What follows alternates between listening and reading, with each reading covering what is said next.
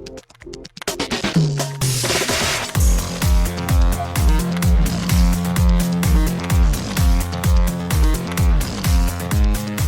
and welcome to Too Fast, Too Forever. There's all kinds of family, we chose this one. This is episode 183, Need for Speed 2014. I'm Joey Lewandowski. I'm Joe too, and this episode is brought to you by Jacobs High-Speed Rail. Jacobs is the world leader in the development and implementation of high-speed rail projects. From the UK, China, and Saudi Arabia to the United States, the Netherlands, and Poland, their multidisciplinary team has helped local authorities and regions in the planning and delivery of large high-speed rail projects. Shout out to Jacobs. And shout out to Nick Burris, our patron who sponsored this episode. Yes. We are doing... I don't think we had any last lap, because I feel like... Did we have any last lap? Brian did his. Yeah, Mr. Baseball. But everybody was like, this is the lap, because this is the modern car movie lap, and everybody has a thought about this. So we're starting off strong with the Nick Burris recommendation of Need for Speed. We'll be talking about that after the break with my friend and co-host of the new podcast, How to Win the Lottery, Bob Fischer. But Joe, extracurricular activities, what have you been up to since we last recorded? Kind of a lot. Rachel and I like contemporary art. So somehow in Westport, Connecticut, there was an exhibit for Marilyn Minter, who does like a bunch of like picture media. Sure, yeah. You know, she had this like kind of like video exhibit going on down there. So we drove down there on Sunday and saw the exhibit, and it was really, really cool. I brought it up specifically because she had this giant pacer, like the car, a pacer, that a lot of it was like projection type stuff. So like in all the windows, there was like projection screens in the windows, and from inside the car, they were like projecting, you know, Marilyn Minter style images and videos onto like all the windows around the car. And it was really, really cool to see. So that was like a fun Sunday thing that we did. Other than that, we were watching the Penguins dude, did you see how bad the dumb thing that they did to lose last night, by the way? Nope. Wait, so they're down 3-2? They're down 3-2. I will either be like really excited tomorrow night that they came back or not. So last night they were in double overtime, and it's like the beginning of double overtime, and like our goalie has the puck, and there's like a guy on the left and the guy on the right. He just hold it in front of the net, and he just passes it directly to the Islander right in front of him, and then he scores. Double overtime. That's if how you we Google lost. Penguins, the top stories that come up, like there's like the score, and then there's like the Google News, and says Penguins on the verge of another postseason failure. Cool. Yes. Penguins Tristan Jarry insists he's turned page after OT gaff, and Yes. the Penguins' big problem (parentheses) besides goaltending. So Yes. not great news stories. Nothing about the Islanders. Nothing about like they're fighting. It's just All the analytics from all series, especially last, like we had like twice as many shots. It was like 50 to like 25 shots in the game last night. All the analytics are like the Penguins should be winning. They're just like not getting lucky. Like all these, you do the baseball shit. It's the same thing for hockey, right? It's like high danger scoring chances, goals expected per 60 minutes. Like all of these things say that like we should be winning all of these games. I wasn't even like sad about it. I was just like in shock. Like we watched it. We were like, what the fuck did you do? Like I've never had a loss be so specifically one person. Like usually like on Twitter, everybody's like, well, if this guy would have played better, or if like this guy wouldn't have done that. No, last night it was like, if the goalie wouldn't have passed it to this guy in double overtime, maybe we could have won this game. Like that was exactly what it was. The other thing is we watched the finale of SNL this weekend. Oh, I didn't watch that. Shoot. Okay, yeah. It was really funny for many reasons. They did the Michael Che and Colin Jost write jokes for each other, the things, and they just got each other to say wild shit, which I found very, very funny, knowing that they wrote the jokes for each other. But lastly, like Nico and Kevo sent it to us too, and this is what I tweeted about, like, oh my god, I hope some of you watched, like, we're watching SNL. They did like a full skit of Vin Diesel, Dom Toretto, like, come back to the movies, right? Because we talked about this, or we posted it, right? Or Yep. We've seen it everywhere. So they did like a long, expanded skit about him releasing that, like, everybody come back to the movies thing. And it was really funny. You guys should check it out if you didn't. So. And through the power of podcasting, I just took a little moment and I watched the thing. It's pretty funny. It's played by Beck Bennett, who was the AT&T. If you remember, he rose to fame, I think, because he was doing the AT&T. Remember those like commercials with the little kids around like the nursery school table or the preschool table? Oh, that was him? I didn't even think about it. But that, yeah, that makes sense. Yeah, I mean, it's good. I mean, I'm just not, SNL's not my thing. As you heard me listen, I was not laughing really. It's they're all spot on. There's a reason. Like my friend messaged me today, he's just like, "Hey, so A Quiet Place 2 comes out this weekend." I was just like, "Yeah, I'm good waiting until VOD." Like I don't, I thought the first movie was good, but like I'm not rushing back. I actually looked over the weekend. I was like, I wonder what's in theaters. Like, not that I'm going to go see a movie, but like I can go see a movie now, whatever, right? Yeah. And it's nothing. It's like the HBO Yes, Max movies. It's the Netflix movies. There's nothing. There's not a single thing that's in theaters right now. Is coming out soon. Yeah. Yeah, but you can get it on Disney, right? Like that's on Friday, right? So I don't know. It's a weird time to be a movie theater, right? So I don't know. Yep. Anything else of note that you've done since we last recorded? We're doing we're a day early because of the Penguins Game 6 on Wednesday, so we're doing Tuesday instead of Wednesday. So no, a little time shifted. But anything else? No, that's it. That's it. So as I teased last episode, I had 2 podcasts in person this weekend. Bob came over on Saturday and we recorded episode 2 of How to Win the Lottery, which we'll talk about more at the end of this. And then Mike Mancy came over on Sunday and we talked about an Elvis movie. Did you see? Oh, you saw the thing about the olds. I'm not going to talk about that because do you want me to? Yeah, go ahead. It's really funny to me. We did this movie called GI Blues, which was his 5th movie. So he did 4 movies because he did 31 movies in 14 years. Like an absolute ridiculous amount. But he did That's 4 insane, movies. yeah. Then he went to war and he came back and he did this movie GI Blues. Oh, so that's with a war break in it too. That's with a 2-year break. It was 58 was King Creole. He did nothing in 59. They came back in 60, right? So like at least a full year, if not like close to 2 years. Ridiculous, right? He did like 4 movies between 56 and 58, and then another 27 between 60 and 69. Just ridiculous. Like that's Nick Cage numbers, right? So it's crazy. Yeah. We did GI Blues. We talk about it. It's basically Elvis in war, just falling in love with this woman because that's and just him singing a bunch of songs. That's what these Elvis movies are. So the tagline for the movie, because part of the Elvis thing, because I'm very curious, because these were, before Mike started his Monsters That Made Us pod, this was by far the oldest movies. These are by far the oldest movies we ever covered on the network. And so I'm curious how movies used to be sold, like how taglines or whatever. And so the Do they have tagline trailers, by the way? You never looked? You don't play like the trailer game or anything? No. Okay. I think they probably did, but I don't know. Okay. The tagline that I like for this, the one that was listed first on IMDb, was in all capital letters, Elvis as the gay singing sensation, toast of the world's girls, envy of every man in the army. And so I use that on our site, and I copy onto Instagram whatever the tagline, the poll thing is, whatever. So like for this, it's a quote or whatever, right? Mm-hmm. Almost immediately. Oh no, an hour or 2 later, there's an older woman who responds just saying, WTF, why would you make fun like that? Really, Elvis is the gay singing sensation, and then the cursing emoji. So not funny. And I just responded saying, it's an official tagline of the movie. I rewrote that 4 or 5 times because I was going to be like, I don't want to have to defend this lady that like being gay is okay, or that I'm not making a joke that I'm like, hey, look at this gay guy. Like, isn't that funny? Or like whatever. I'm like, no, it's just... So if you click on her profile, it's like she's like, I love music from the 50s to 2017. So I don't know what happened in 2017, but she stopped liking music. And then Nico's friend Tori, who he was going to do a podcast with, she really loves Elvis, and she messaged me. She's like, I was so excited to see this episode pop on my feed yesterday because it's been like a year or more. And she's like, I listened to it. It was awesome. I loved every minute of it. And we're like, oh, that's awesome. That's so kind. Like, we can't wait to have you on. And then she responded something like, and so what if he was? Or something like that. And I'm like... But it's just this lady who's like searching hashtag Elvis Presley on Twitter and sees like, nobody's going to call Elvis my Elvis gay. It's like, well, lady, it has a different connotation, different definition. Or she was like mad that you might like have been making a joke. But either way, it's like, this is the official tagline, lady. Like, and you were, it was funniest to me because as someone that knows you, this is like the last thing you'd ever want to do. So like, I immediately knew that you found this this isn't a quote that you came up with, right? Well, like I like it because it's using a word that has wildly changed its connotation since like 1960, right? But like yeah, like I use it for a reason, but also like it's by far the best tagline because the other ones are like stand up and ship out or something, or ship out and like just like what or your favorite movie star in another movie. It's like that's not a tagline. That's And so this at least is about this movie, which is, sure, cool, but then this lady is not a fan. It was a really fun thing to come across on I love people misdirecting anger God. on social media. It makes me really happy. So as of right now, actually, let me check again. I don't think she'd responded again. I would not be surprised if she was the type of person who would like delete her comment, be like, oh, I'm taking my ball and getting like she's gonna either double down or maybe delete the comment, right? So yeah, it's wonderful either way.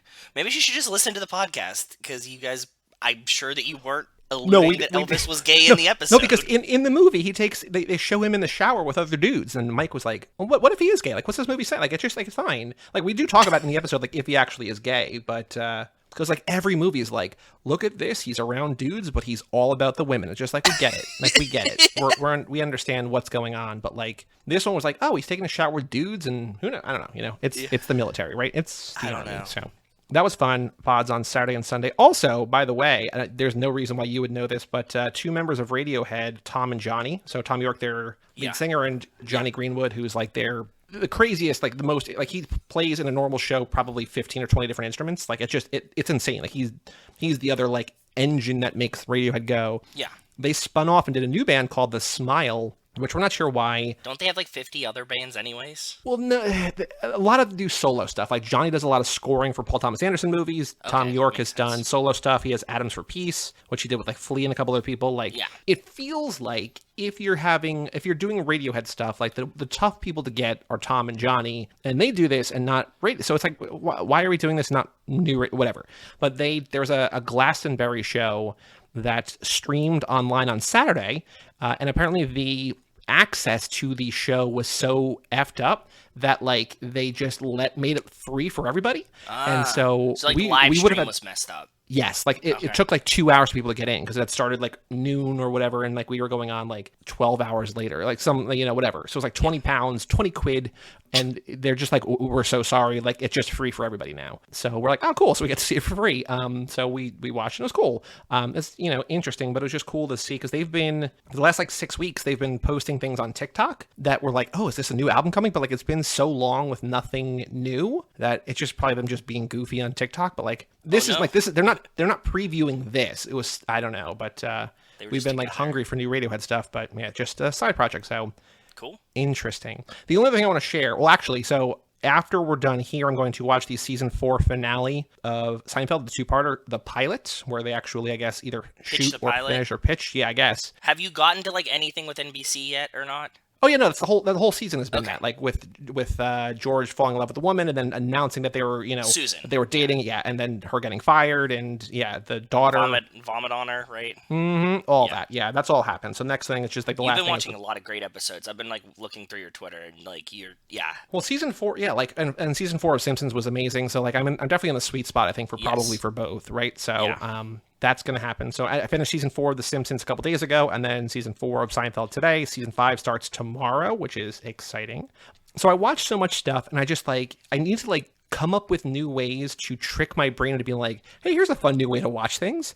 And so I think, I'm not really talking about the movies, although there's one I'm going to talk about, but I came up with a new way to figure out what movie I'm going to watch. Okay. So it's a very scientific way, so I think you're going to approve. Okay. So I added on Letterboxd like a bunch of movies, like new releases. So there were like 37 movies from this year that are out that I have not seen, that are available on Netflix or Amazon or I can VOD or whatever. Yeah. Yes. And so I put them all on a Letterboxd list. And on Letterboxd, I was able to sort by shortest movie and a highest average. So I took all 37 and I copied them over to a Google Sheet, 1 to 37. So like 1 is the shortest and 37 is the longest. The same thing with rating. Like the best average is number 1 and the worst average is number 37. Okay. And then I just added those numbers together.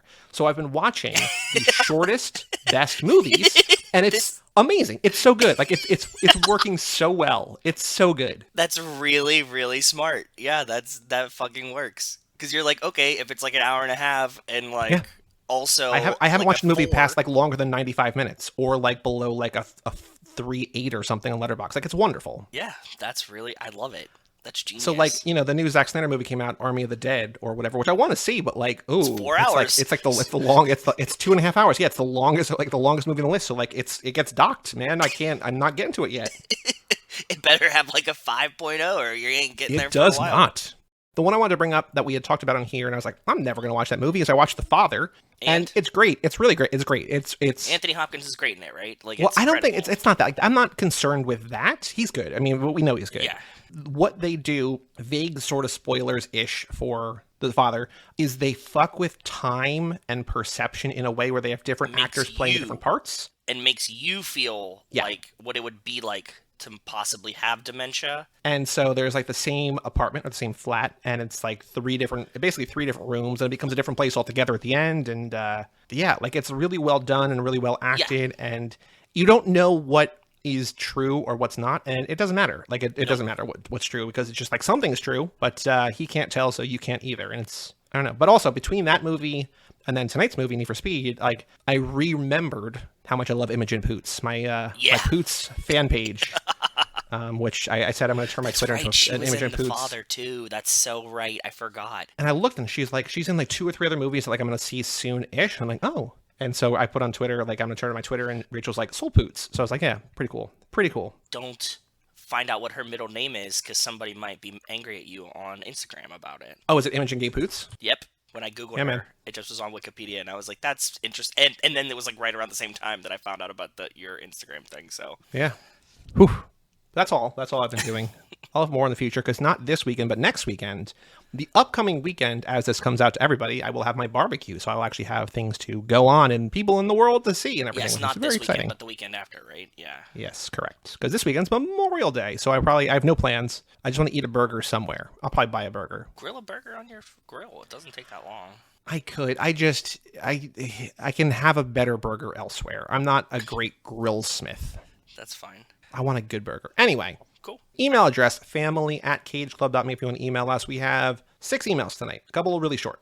Okay. First up, subject line, I fucked up, from Alex Ellenin. Okay. And I was talking to Alex last night on Instagram, which we'll talk about. It's kind of sort of on the streets, not really, but I'll talk about that later, because he sent me something and we just chat a little bit. Alex says, there's no spoilers here, Joey, in parentheticals. Cool. I was reading reviews of F9 because, I'm an idiot, and I saw a spoiler for the movie. In hindsight, it's nothing major and easily something we could guess, but of course I did this. Basically, the same thing happened to me with Endgame on the way to the theater to see it. Just a warning for everyone, go dark on F News until we see it. I meant to say to you earlier, we are 1 week closer to F9 coming out here. I've got no spoilers, so like we're 1 week closer, and I'm clean, right? Yeah, because I'm just like totally avoiding it, and I'm fine. I think that our pressing announcement of like, please don't spoil this fucking movie for us worked.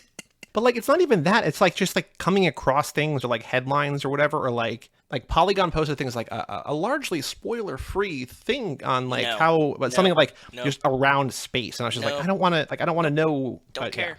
Yeah. Don't tell me. I'm gonna watch the movie. Thank you, Alex. Sorry that you spoiled yourself. Bro. I mean, come on. We warned you though. Like we told you. I mean, you knew, we knew, everybody knew that this was gonna happen. If you were playing with fire, bro. That's what you're gonna get burnt. Yeah. Next email from Wells Lamont, or whatever his name might be. So no subject. I don't like olives either. Full email. That's it. That's perfect. He's catching up, I guess.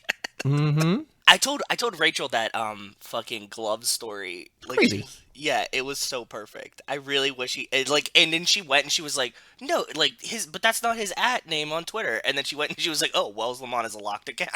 Mm-hmm. See, told you. Our next email from Jason Dickinson, subject line, hey fam. What's up, Jason? How are you doing, buddy? Said, hey, what's up? Got my first shot of the vaccine 3 weeks ago. Or back in 3 weeks for round 2. So we're about 2 weeks out here. He says, P.S. F9 holds a 33% of Rotten Tomatoes. Not sure why people are bashing this one. Stay fast, stay furious. And he sends a picture of himself with a very cool F9 hat. So cool. Looking good. Jason, proud of you for getting that vaccine. Yeah, that's awesome. You should be pretty good. Like, you're going to be close to theater time. So good for you, man. That's awesome. Yeah. Next email from Jerry Robinson, subject line, Cracker Barrel. I heard 2 words and immediately started typing Cracker Barrel. So here we go. Okay. There's one in Sacramento, but I was never there until last year in mid-March. Ooh, right before the pandemic, when I first went to Tennessee with Ileana. Oh, right. Yes, I remember this trip. And her family, and ate there right after we picked up the rental car. It was a red-eye flight, so we all felt like shit and tired, and I still had to drive, but my eyes opened up after having the fried catfish. Ooh. It was fucking delicious. And since my grandparents are from Arkansas and Louisiana, I felt at home in a past life and started remembering my grandparents, which teared me up. Aw.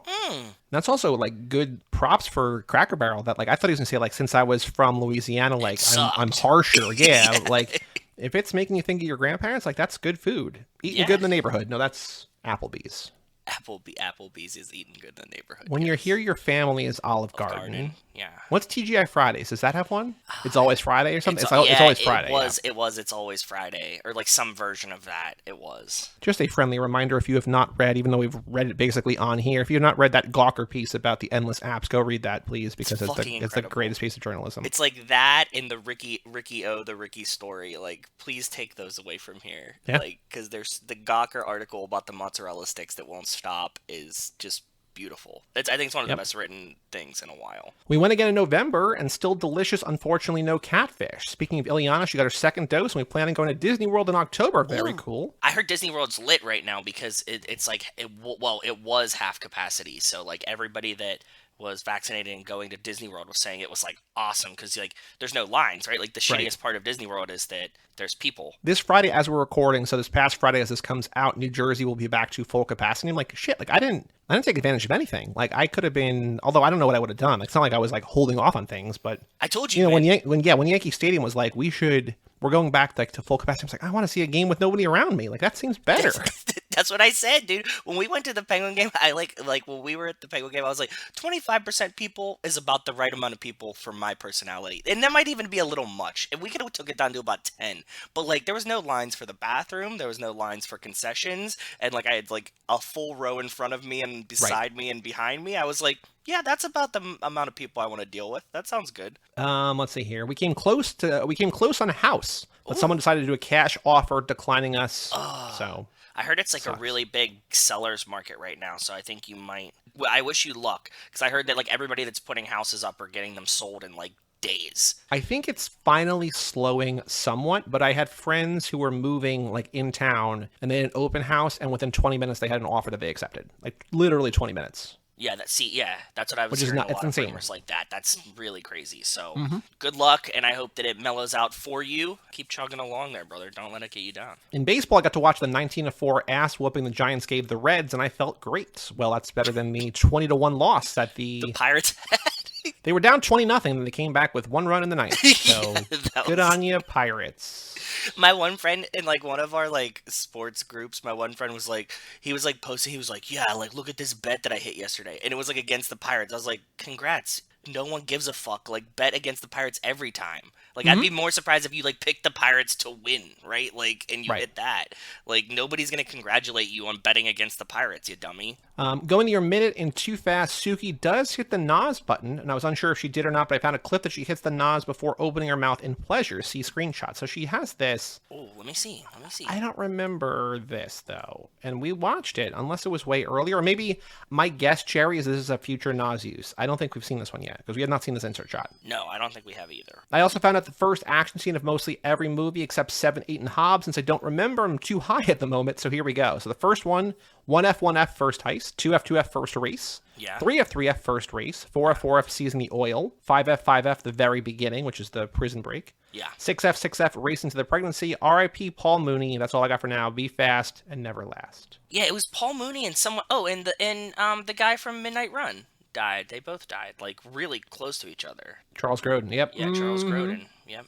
I loved Paul Mooney, and I loved him on Chappelle's Show. I was like, those skits were really, really funny. Our next email from Dan Hayden, subject line, first movie poster. Don't worry, guys, I found this poster from the first F&F movie with John Cena in it. No need to thank me. This joke is dumb as hell. No need to read this email. Too late, and it's just a poster of the first movie. And John Cena nowhere to be seen, but because you can't see him, right? So you can't see him. That's the whole point. I know that we're, like, as this keeps going on, people are going to be like, no, John Cena wasn't in the second movie. You guys no. I mean, if I want one person to comment on it. Be like, that's not him. It's like, yeah, I know. He did 185 episodes of this goddamn podcast. I think we know it's not John Cena. We watched it minute by minute, yes. Jesus. And our last email today, 4 Fast from Justin Kleinman. Okay. Big weekend, saw 4 Fast in the theater. I know it's my 3rd lowest ranked film, but damn if the cold open isn't a top 3 scene in the franchise. It is. Iguana, I agree, man. That iguana gets you every time. I wish they'd screened Los Bandoleros before 4. That would have been elite. Oh, true. Hank and his band had their first concert as well. It went off great. I had so much anxiety about it, I thought I had contracted COVID. I went and got a test, negative, obviously, and calmed my shit. So dumb. That's really cute, though. That's really sweet. I bought tickets to Hank's concert. I know that they said they were going to put it up online, so I'm waiting to hear. Wait, did you see the news about the Linda Lindas? Did you see that, like, the Linda Lindas posted everywhere, like, last week? Yeah, I saw something about it, but I don't know what this means, so... They're, like, 12-year-old punk rockers in L.A., I think, or Sacramento, maybe? Okay. They signed with Epitaph Records. Yes. I heard this. They're an all-girl Asian American and Latinx punk band from LA, and they just talked about, like, they wrote songs about, like, how this one boy was mean to them, and they're just like, fuck off, basically. It's so good. They're just playing, like, in a public library. It's really cool. So what I'm saying is that Hank's band should do a double bill with the Linda Lindas. Oh, that will be fun. Justin says, anyway, unfortunately, I won't get to see Five Fast next week due to an annual trip to visit Vonnie's grandma near Sioux Falls. Ooh. So unless the 3,000-person town's drive-in has it, I'll have to wait for Six Fast. And then the picture he sends this one is the driver with the iguana. The iguana's top tier, man. You can't really beat that. It's perfect. Glad you enjoyed it. I'm glad that you got all dad worked up to think that you had COVID because of Hank's concert. That's really cute. Enjoy hanging out with Vonnie's grandma. That's all the emails for today. If you want to email in, family@cageclub.me. Thank you all who wrote in. We'll read it on the next episode, which is Too Fast, Too Furious next week. Spoilers, but you know how this show works by now.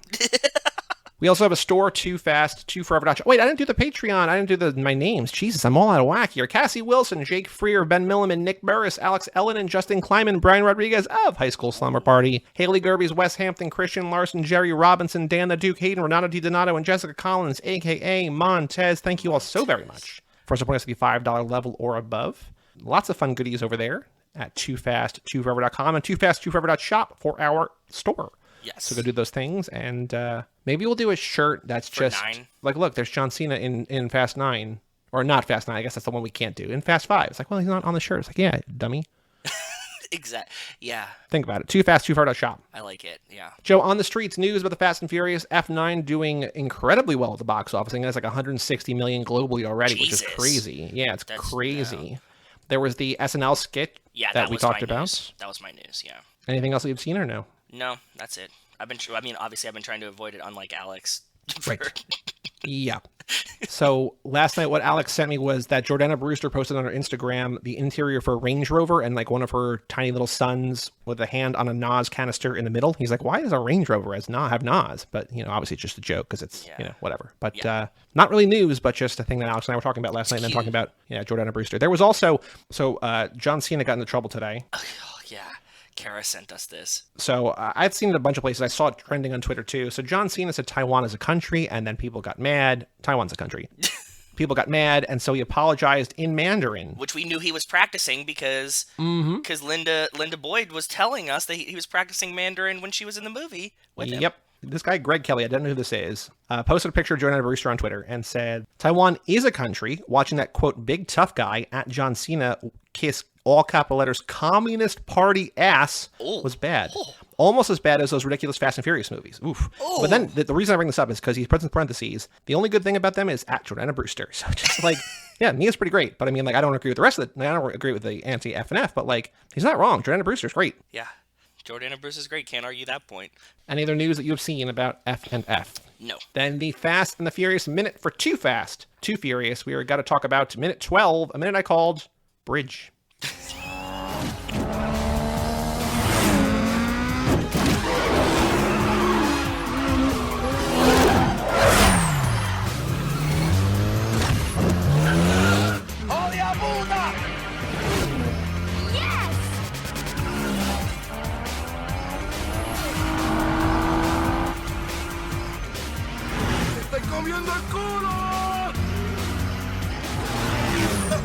I can smell you! Yo, Jimmy, hit it, baby. Hit it. All right? Y'all see that? Told y'all I had a surprise. How you like that for a finale?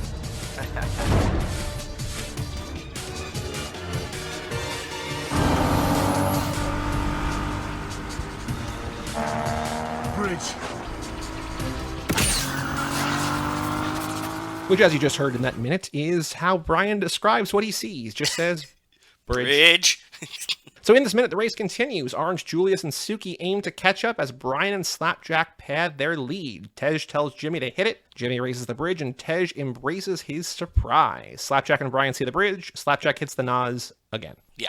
I did not get a sense in the last couple of minutes that Orange, Julius, and Suki are way the fuck behind. Like, they're basically in a different race.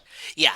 Way, way behind. At some point, there's a giant gap between them. Because you have to remember, like, the first two do the jump. Suki, like, stops, looks at the thing, and is like, fuck it. I remember that. Like, yeah. Spoilers, but, like, that's what happens. Because she shows up, like, so much later that they had already cleared it and are done. And she's like, okay. And then she still wrecks her car, yeah. And Orange Julius is like, I'm going home, fuck this. And just, like, leaves. Yes, they're very far behind. It doesn't happen, and when it does, they're very far behind. Like, it's like... They're pretty close, and then, like, way back there. I was thinking that Brian should have said, if we wanted to nod to the previous movie, too soon, Junior, because Slapjack hits the Nas again. He just hit it, like, last minute. He hits the second dose now, I think, with the same button, which feels like that's not how it works. But he hits the right one both times. I think he's not going to make it. We know he's not going to make it, so... He does. He just doesn't make it very well. Yeah, it's not. He doesn't time it right. So I also like that you just used the word second dose of Nas. Like, you're pandering. Yeah, vaccines in the brain, baby. I know. Can you imagine if we got injected instead of RNA, we got NOS, nitrous oxide, in our blood? We got literally nitrous oxide in brains and gas tanks in our blood or whatever. I don't know. You know the phrase. Whatever. What did you see in this minute? Dude, this one was hardest. All I see here is the only thing you linked is a question mark. So cool. So I have two things. One, they're standing in front of, looking at, like, one of the film locations, like, indicator websites, right? Oh, by the way, we're going to talk about it at the end of this. I love the IMDb connections tab. Boy, this is, I found a gold mine in the cool things, but... Really?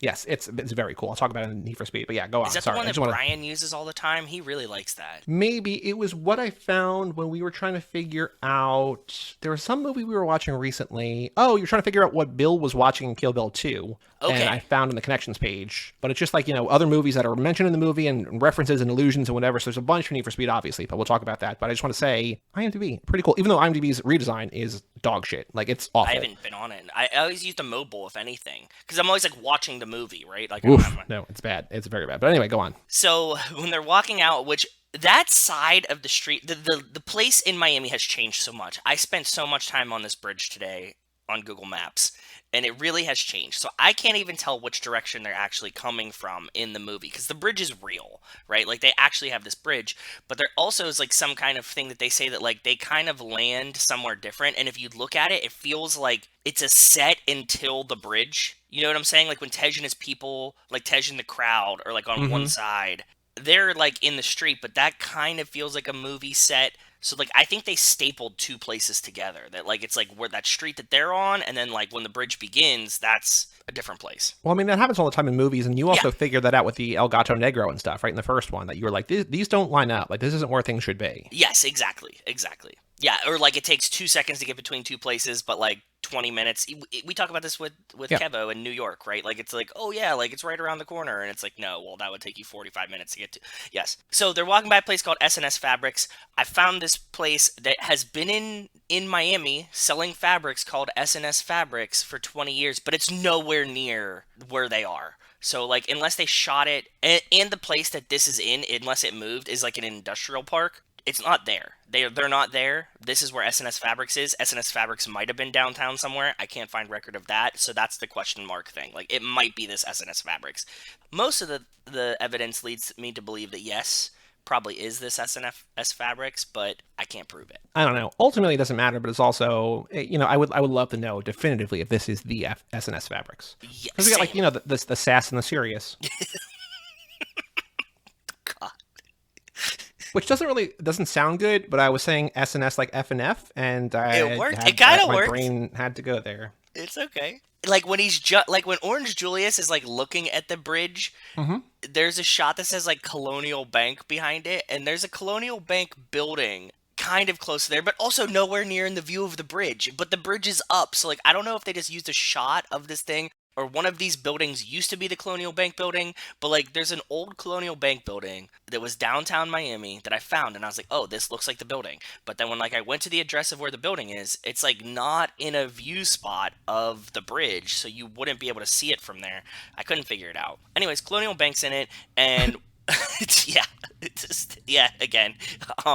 But one of the funniest things I found is when the bridge is like lifting up, down in this parking lot to the left, you can see down, and there's just like a giant yellow school bus there, and I found that really enjoyable. That's what I found this minute. You can't see in the fucking cars. We talked about this. They're going fast, and that's what I got. Do you know, I meant to look this up because I saw buses in a thing I was watching this week. Do you know what the bird is on the buses? Because I don't. You know, like the black bird on the top of buses? No, I don't even know what you're talking about. I didn't ride a school bus ever. See, the black lines on a school bus mean anything. These black stripes are there to protect children in the case of a collision. Whoa, the rubber rails. We also stop the car that hits the side of the bus from harming the entire side of the vehicle. Wow, okay. That's interesting. I thought you said black birds. I do, but there's like a bird...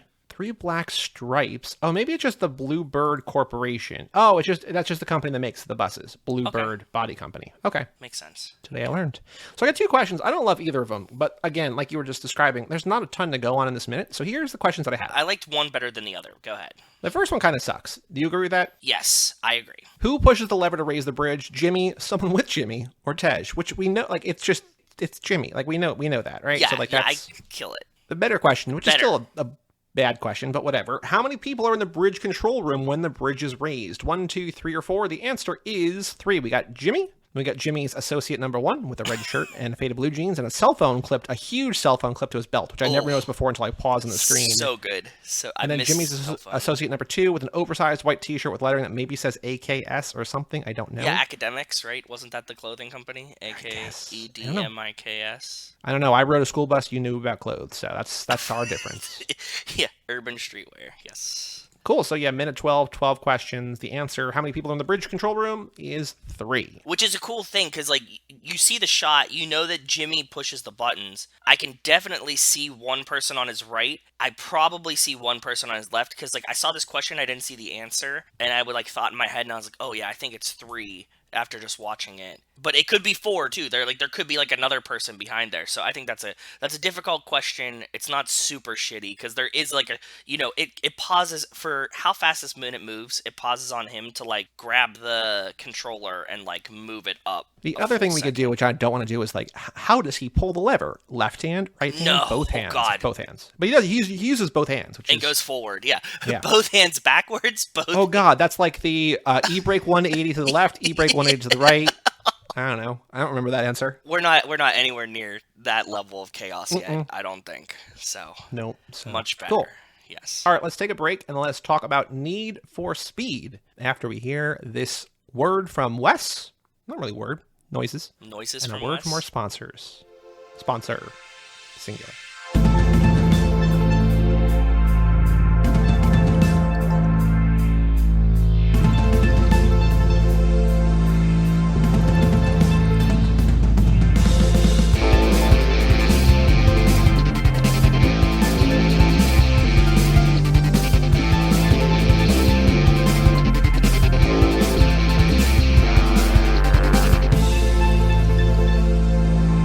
Welcome back to Too Fast, Too Forever. This is episode number 183, Need for Speed. This episode is brought to you by Jacobs High Speed Rail. Clients choose Jacobs because they expect the best in knowledge, innovation, and teamwork. Shout out to Jacobs High Speed Rail. Well, shout out to Jacobs. Welcome back to Too Fast, Too Forever. As discussed, as mentioned, as teased at the top of the show, we have with us tonight my co-host on the soon-to-be sweeping the nation hit podcast. Book Club, Podcast Book Club, How to Win the Lottery. We have Bob Fischer. Hello, Bob. Hey. Thank you for joining us. Thank you for having me. This is very exciting timing because you are, thanks to my pressure, my peer pressure, you are finally watching the Fast and Furious movies for the first time. That's right. Oh, nice. You're halfway through. Yeah, last one was 6 or 7. I don't. Which one? 6. Yeah. And he's watching them in the right order, Joe. So I'm like, don't watch the credits. You got to watch 3 and then the credits. Okay. So I'm not watching them with him, but I'm telling him how to watch these. Nice. Well, you're going to be prepped for F9 when it comes out. Are you going to come see it with us? Sure. Yeah. Cool. I can do that. You have a month to watch the other 4 movies. Yeah, I think you can get through them. Yeah. Very cool. So I'm going to offer you, we were talking about what we're going to do, like the rundown of the show. I'm going to give you the option. You can either come on a future episode with us if you want to come back and talk about a main Fast and Furious movie and do all the games and stuff, answer all the questions or whatever. Or if you don't want to wait, if you want to do the character quiz, the personality quiz now, find out which Fast and Furious character you are, we can do that today. So Bob, do you want to do that today or in the future? Let's I gotta know. Okay. Let's do that now because we're going to get into other topics first. But, here we go.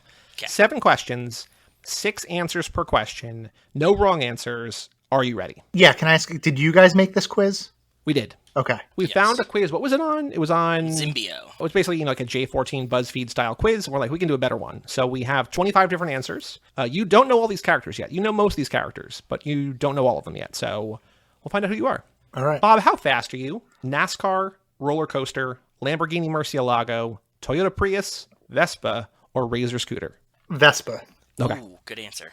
How furious are you? The Hulk, Kylo Ren, Christian Bale in that one set that one time, Mel Gibson, Charlie Brown, or Jack McBrayer? I'm gonna go Kylo Ren here. Okay. Ooh, okay. We got some daddy issues. Me and Kylo. Listen to How to Win the Lottery for more info about that. Actually, I don't know that's come up. It's come up a little bit, but not really. Just join our text thread. We're having a barbecue. How are you helping? Manning the grill, saying grace, kicking back with a beer, babysitting, being the entertainment, or sneaking a snack? But saying grace. Okay. Nice. Cool. Okay. Interesting. You've got time to kill, Bob. What are you doing? Are you grabbing a bite, working on your car, hanging with friends, drinking a beer, working out, or working on your computer? Grabbing a bite. Bob, describe your dream wedding. I'm never getting married. It's just me and my partner. It's us and our families. It's a backyard country affair. Everyone I know is there. I don't remember. I'm never getting married. You just won the lottery. What are you buying? Your own garage, a private plane. I'm gambling it all away. My childhood home, a fleet of cars, or a new life?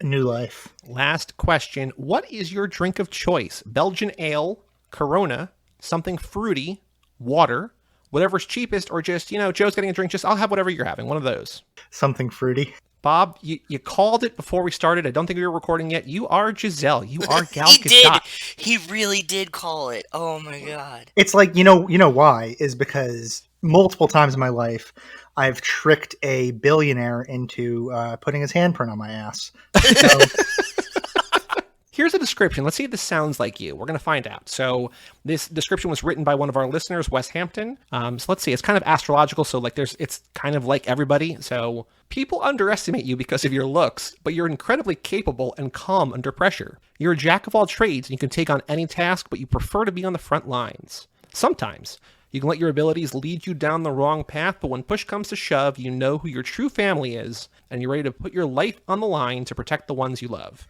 And you drive like the wind blows. I would say truly like astrology that is vague enough for everything to both be simultaneously true and untrue. It's amazing. I think it's spot on. I think it's you to in a nutshell.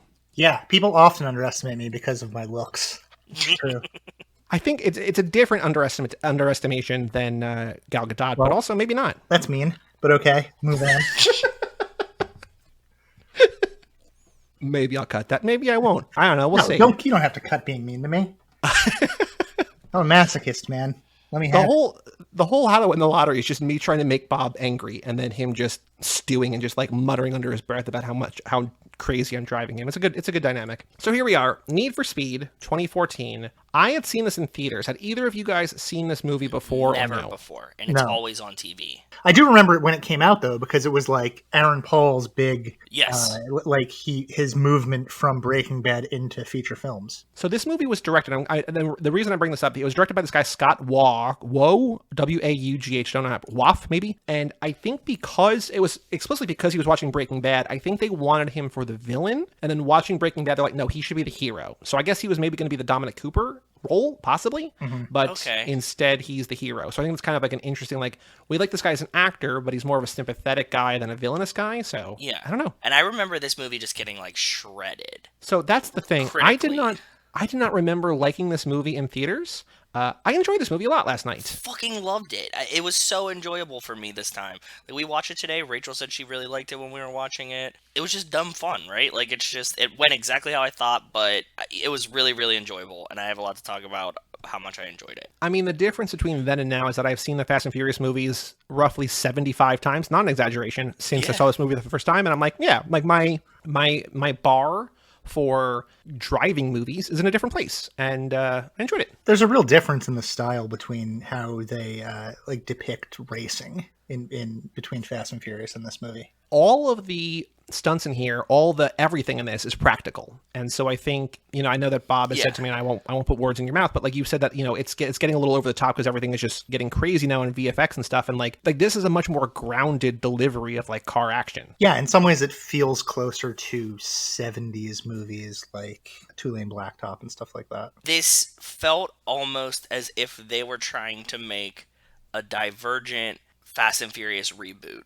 where like they kind of like made a modern one that was still kind of grounded in reality. There's things in here that are very Fast and Furious, and there are things in here that are very not Fast and Furious. Like, the plot is that Jesse, I'm going to call him Jesse the entire time, even though both lead actors played Jesse on AMC. That Aaron Paul played Jesse on Breaking Bad, and Dominic Cooper played Jesse on Preacher. Two AMC Jessies. That is Preacher. Oh, that's right. That makes so much sense in my brain now. Okay, thank you. And then there's obviously Jesse from Fast and Furious 2, but I'm just going to call him Jesse because my brain, like I wrote down Toby, his name is Toby, but I'm just going to call him Jesse because I can't say anything else. Yeah. So he owns a garage that he inherited from his dad. He's behind on money. Dominic Cooper shows up. He's like, hey, help me rebuild this car, this Cobra, this Shelby Cobra. The last Cobra that Shelby was working on for Ford. He was working on when he died. It was never finished, whatever. They bring it there. And I'm like, cool, we're going to see like a cool, like, because that movie literally opens on Rami Malek, not Mr. Robot, but in Mr. Robot. Yes. Freddie Mercury, whatever. Yes. And he's like in an engine. He's like doing engine shit. I'm like, okay, cool, here we go. And then like we go from the car being dropped off to the car done. I'm like, wait, what? Where'd that go? We totally skip the rebuild part, which I was really thinking we were going to get, but yes. I was like, we're not even going to get a montage for this, Rachel? Like, we didn't even get, like, the Fast and Furious, like, it comes from Primer to them driving it out. Like, they didn't even do that. It's just done. Bob, were you expecting them to do any work? Or like, did you have any expectations for this movie one way or the other? Like, did you think it was going to be Fast and Furious-y, or did you just go in, like, whatever's going to happen, whatever's going to happen? I really didn't know because it's based on a video game, correct? Mm-hmm. Yeah. Mm-hmm. And so I was unsure. We talked a little bit about this just via text messaging, but I was unsure if it was the kind of video game that had no plot and like Cruising USA, where it's just like it's just a racing game.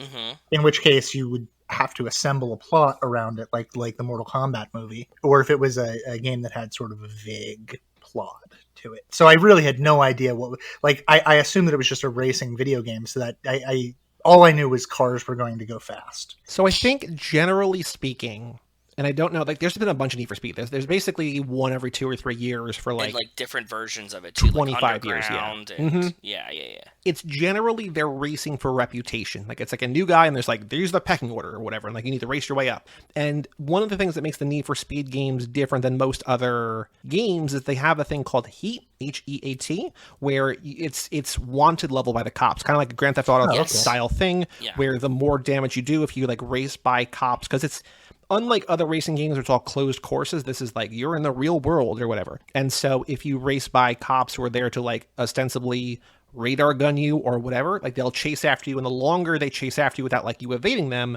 the wanted level goes up, and they'll put out like spike strips, and they'll do like tasers and whatever. And so like it's not only you racing against other racers, but it's you racing against the cops too, which happens a couple times in this movie, which I think is kind of cool. Like he's like building heat or whatever. And the end scene, the end race here, the De Leon, which is, I'm like, just call it Le Mans. Like it's just it's the same thing. Yeah. It's not, but like the name, I was just like, okay.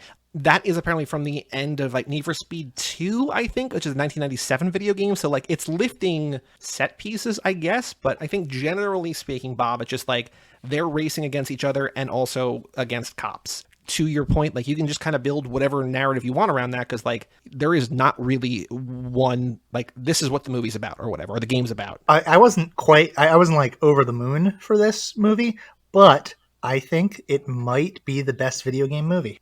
That's actually, and nobody talks about this in that No. when you talk about those. No, it's It's never up in the there. It's conversation. for sure up there. What else would be? I mean, I guess the new Mortal Kombat is like pretty okay. I think the new Tomb Raider, the newest Tomb Raider is with Alicia Vikander is pretty good. The Anything Mario else of Brothers note? movie. No, nope.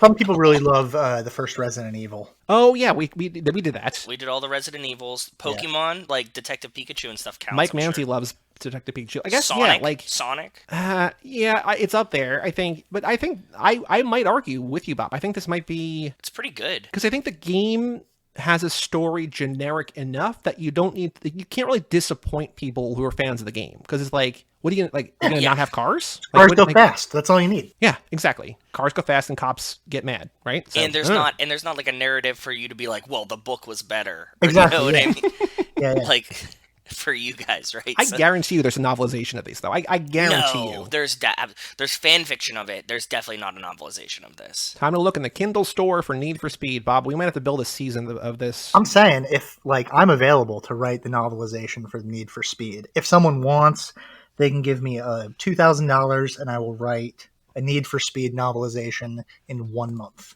So there is no novelization I don't see, but there is book 2 of 3 in the Elite series by Ella Frank. Need for Speed is a continuation of Solo and Panther's story and should only be read after book 1, Danger Zone. And it's definitely smut. Oh yeah, Yeah, hell yeah. So- makes sense. Yeah. Solo and Panther, they're getting Yeah. on. And the cover is just like a dude's rippling muscly back. It's like, yeah, we know what we're getting into here. Perfect. What adds the credibility and the coolness of this movie, I think, is that all the actors took driving lessons. And so there's the scene in this movie. So as the story goes on, they sell the car to Imogen Poots and her boss, my girl Imogen Poots and her boss, Yes, and they yes. split the money. And then there's a real rivalry between the Jessies. And they're like, I'm a better racer. No, I'm a better racer. And they're like, fine, well, let's race for everything. Like, if you win, Well, because you the get all one the Jesse money. is a professional racer somehow. Like we don't get a lot of this backstory of him, but he's just like a villain that left town, somehow won this race before, but also is now like a professional racer or like was a professional racer at some So point. is the race at the end of the movie, is it just everybody's racing for pinks for all the other cars? Yeah, that's what I took from it. Which is So, like- hilarious because none of those cars survive the race. That's the whole thing I'm thinking. Yes. Wildly wrecked. It's like, yeah, okay, so like I have $4 million in cars that take Eight. $3.5 million. Yeah, but like it's like They're all minus- total. like they're all totaled. Exactly. Every single one. And everybody goes to jail. Yeah, and everybody has to go to jail because they killed multiple cops. But yes. And at the end, when he's like, I think Michael Keaton says that like he goes to jail for illegal street racing, and it's like, no, you would go to jail for so many things for doing Felonies, that thing. yeah, evading police, like, yeah, all of these things. You're not out of prison in 178 days after that. You're talking like 38 years in prison. What's a little funny to me is that the longest we spend in prison is in the credit scene where Kid Cudi is teaching other prisoners how to dance. It's like, oh, but like the 2 years that Aaron Paul's in prison in the middle of the movie goes by, like it's just like Another thing, just like the car, it just is done. You're just 2 We're just years done. later. And then at the end, he gets arrested. He's crying on the ground. And then 178 days later, here we are. It's like, oh, huh, cool. Yep. Maybe that's a video game thing because it's like I think that Need for Speed thing is busted. Like you get busted and then like you just start over. It's just like you're out now. So maybe that's the thing, right? Like I don't know. That's kind of cool. Also, who wants to see the prison parts? I got minus like Hobbs and well, never mind. You'll Yeah, get minus there. some stuff. Yes. Minus some stuff. Like you don't really need the prison parts. Like just skip ahead and get to the good parts. I think also you have to buy into a world, and you do this with Fast and Furious too, where they're good guys, right? You have to buy into a world where nobody's actually getting killed. You don't right. see any of these Yeah. cops dying, so you have to just be like, well, none of those cops died, you know? But everybody did die. So there's the scene where they race for all the money, right? There's like these 3 of these like identical illegal or unregulated or unsanctioned or whatever kind of like import cars, right? Koenigsegg's, yeah. Koenigsegg's. We talked about before, yeah. And so it's the 2 Jessies and then a guy who's basically like Jesse from Fast and Furious who like as soon as this guy shows up, I'm like, oh, this kid's dying. I don't thought even that he was remember, going to but, like, die in the race before this. Yeah. Like the first, like the very, very first race, I was like, Rachel, we got to kill this kid. And she's like, what? I'm like, well, he's like, his sister is Jesse's old girlfriend, and she's back in town, but now she's dating the villain, and like we need to kill him immediately to get the motivation to like fix all of this, right? The biggest surprise this movie pulls is how long it takes to kill that kid because that kid's dying. Like there's no way the Yeah. kid survives the movie. and it takes like, I don't know, half an hour, 40 minutes or whatever for it to happen. I'm like, oh, okay, interesting. Also, first of all, it's kind of bullshit that he like joins that race between. Yes. Why? And he cheats. Like he just like he's not trying to win. He's just like fishtailing his car around to keep Dominic Cooper away. It's like, that's cheating, man. Yeah. I think that it was him flexing, like, I'm such a good driver that, like, even if I know that he's just going to try to impede me and not win, that I could still beat both of you. But in that sense, you're like, this is a one-man race. Like, you have no... like, now you're just racing your sister's boyfriend? Like, what? I don't know. I didn't recognize that actor. Did either of you know him from anything or no? No. But his sister, of note, is Dakota Johnson, 50 Shades of Grey, and also Suspiria and everything. So she's like, I was saying to, I think, both of you separately, like, when I was looking at this movie's cast list, I was like, oh my god, like, there's like 8 people in this movie that, like, I didn't know when I saw this, but now really like, right? So, Kid Cuddy is in this movie. Cud Like, life. when I first saw him, I was like, is that Kid Cuddy? And I'm like, yeah, it is. And in a very Fast and Furious style, has a song in the movie over the closing credits. There's a Kid Cudi song, so very on brand. They let him sing like 50 times in this movie too, which and like terribly, like I know, not good. I know. I was like, dude, come on, man. Like he can sing. We've heard him sing before. Like, just give him something better than what was he singing? Like, it's like movie songs. He's always singing like dumb shit. Yeah. Don't know. So there's the scene where they race, and then at the end, Preacher taps fake Jesse. I don't know how to call this. They're all Jesse, but, you know, Jesse from Fast and Furious, Chad Lindbergh. There's the story of three Jessies. Yeah, the story of 3 Jessies. And they taps him, and then he, like, flips over. Like, it's like the flip car from 6. And his car flips over and up in the air, lands, hits a street crashes, hits the street pole, crashes, erupts into flames. Under a bridge. He goes over a bridge, too. Over a bridge, but not over water, just onto rocks below. Yeah, he's in a pile of rocks. He's dead in every single way. And so Jesse from Breaking Bad Jesse, like, basically, if he goes another 1/10 of a mile, he'll win $3 million. But he turns around, helps his friend out, gets arrested for involuntary manslaughter because he's like, there was a third car there, like, we can't prove it. It's like, well, okay, sure, whatever. Like, where do you think these cars came from? Like, we're poor, we're poor kids. Like, these are like the We Are Your Friends kids. It's like, we don't have money for these cars. Yeah, like, where did you find these? Yes, exactly. So anyway, in this scene, the reason I bring this up now is that when Aaron Paul took driving lessons, there is the shot where he's supposed to, like, skid and jump out and go running for him. Yes. And so the director, Scott Woff, I'll say Woff. Let's go Woff. Was filming. He was actually holding the camera there. Jesse, Aaron Paul kept, like, skidding to stop, like, 15 feet to, like, it's basically missing his mark. It's like the Brian Silliman story where he's, like, afraid because he's got an Avenger in the backseat of his cab. Yes. And he's like, I can't mess up. And then, like, he's like, just fucking do it. And it's like, all right, fine. He apparently, like, skidded, like, within inches of the director. But, like, the director was also, this is kind of cool, wearing, like, a rubber belt, like a big, I guess, like a big rubber band or something. So, like, if he got too close, they were going to, like, yank the director out. But, like, Aaron Paul nailed it or whatever. So, like, in one take, he does a 4-wheel drift to the camera, close above his face in the window, and then he jumps out. Once again, not only is all the effects and all the crashes and stuff are actual using, like, car shells, but it's actually Aaron Paul doing, like, this drift and, like, hitting his mark, and, like, you can tell. I think it's very apparent that this is real. Yeah, that's a really cool story. I like the rubber band thing, and I also think that I would be terrified if you're, like, a real actor. I mean, like, not a stunt driver. If you're somebody that's not a stunt driver and they're like, okay, do this stunt, you'd be like, what if I hit you? Like, I could kill a guy right here. Like, I have no confidence in my abilities to perform a stunt. I mean, it's happened before, right? It's not like nobody's ever died doing a stunt in a movie. So, yeah, that's what I'm saying. Yeah. The news tomorrow will be like Aaron Paul kills director in movie. Like, you know, like, you're like, oh, I'm so done. Like, I better hit this. For sure. Do you guys have a favorite stunt in this movie while we're talking about it? Anything in particular that stands out to you as your favorite stunt? Don't have a specific stunt, but Kid Cudi being the pilot of everything is awesome. Just like whenever he would just like show up out of nowhere, just flying something different was really incredible to me. I like the I guess they called it like he told him to do a grasshopper over the median, right? And he the 2-lane grasshopper. Yeah. Jumped a bunch of cars. That was pretty rad. My favorite, obviously, is Imogen Poots doing the while driving gas tank fill up, just like her straddling the side of the car. That's a really cool. I like that stunt a lot. There was too much time spent when they were changing drivers, where she's just sitting on his lap. I was like, is he just gonna pretend like sleep in the driver's seat with her on top of him? Are we gonna turn this movie into The Chase with Charlie Sheen and Christy Swanson? Have you guys seen that? No. Oh, watch that. Okay. Why do they do that? Does she sit on his lap in that? This will spoil it for you a little bit, but Charlie Sheen takes her prisoner, and it's a high speed chase.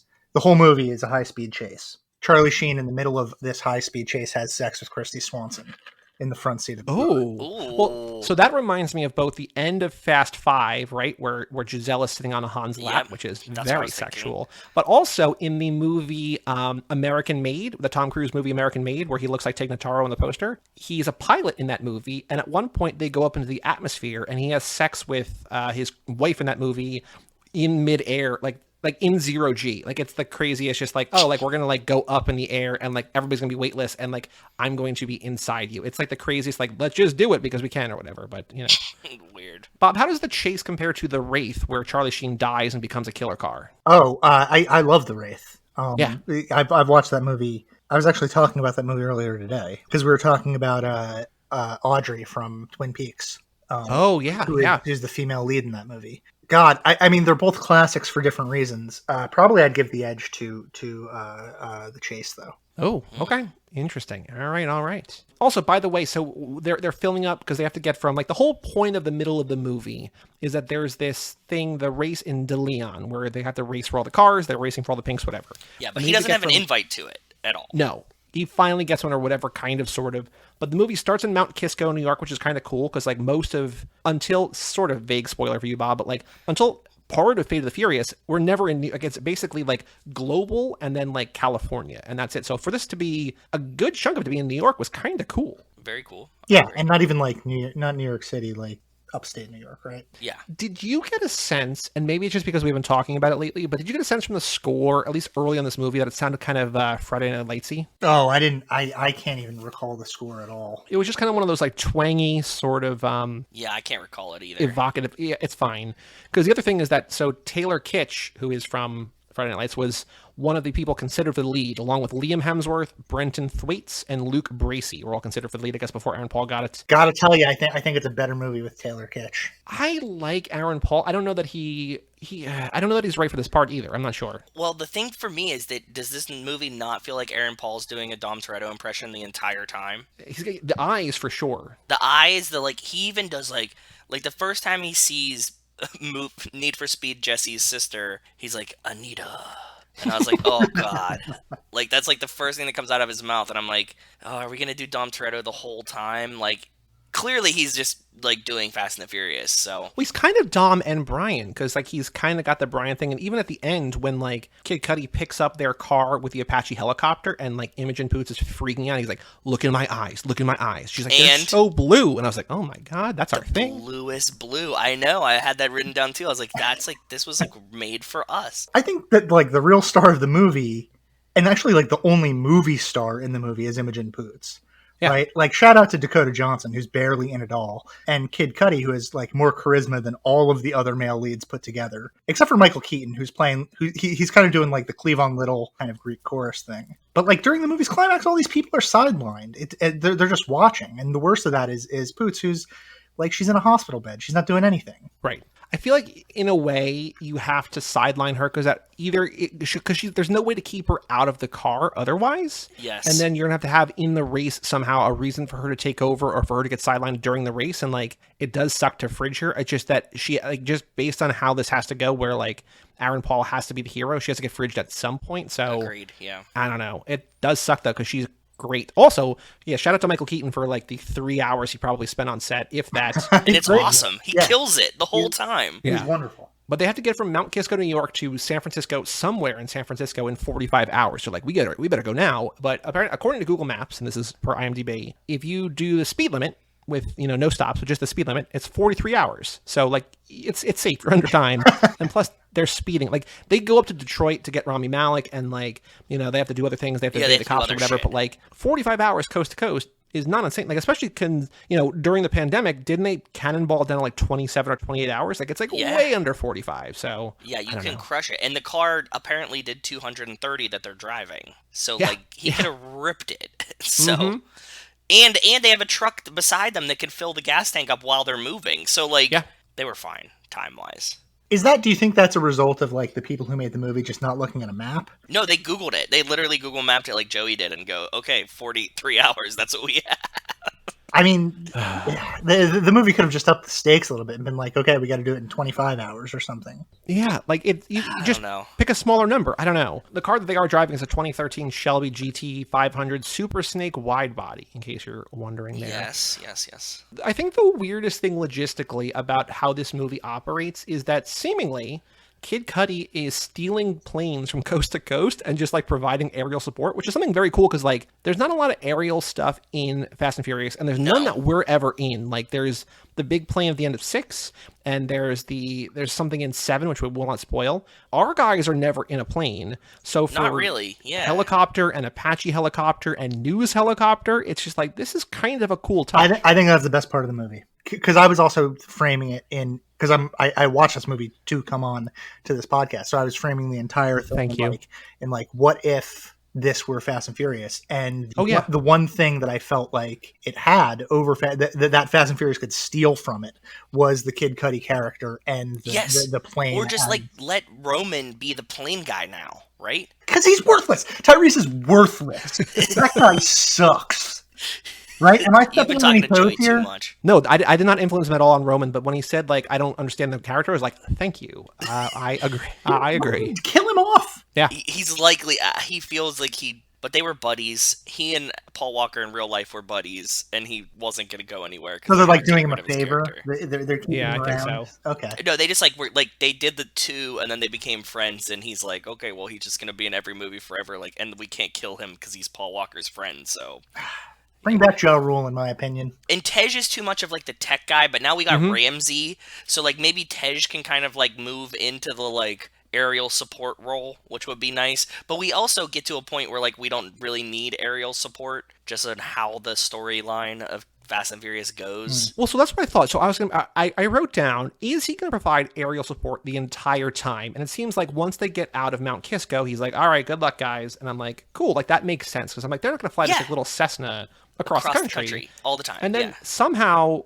they're up in Detroit, I think, right? And this is with the news helicopter. He's like, oh, city rules or whatever. I'm like, how'd you get here? Number one. Number two, how'd you steal this? He's like, I got guys. I was going to steal an Apache. And I'm like, okay, cool. And then he steals an Apache. It's like, how are you getting ahead of them? It's just magic. And how do you keep stealing things? It's just magic. There's no... I guess. It's awesome, though. It is really cool. But, like, if you're gonna, like, get him to steal all of these helicopters, like, he has an officer with him in it, and he's like, you broke your mission. And then he, like, goes to, like, military jail about it, and you're like, why did we draw the reality line there? Like, why didn't he just, like, steal an Apache and then, like, disappear with it, right? Like... I don't know.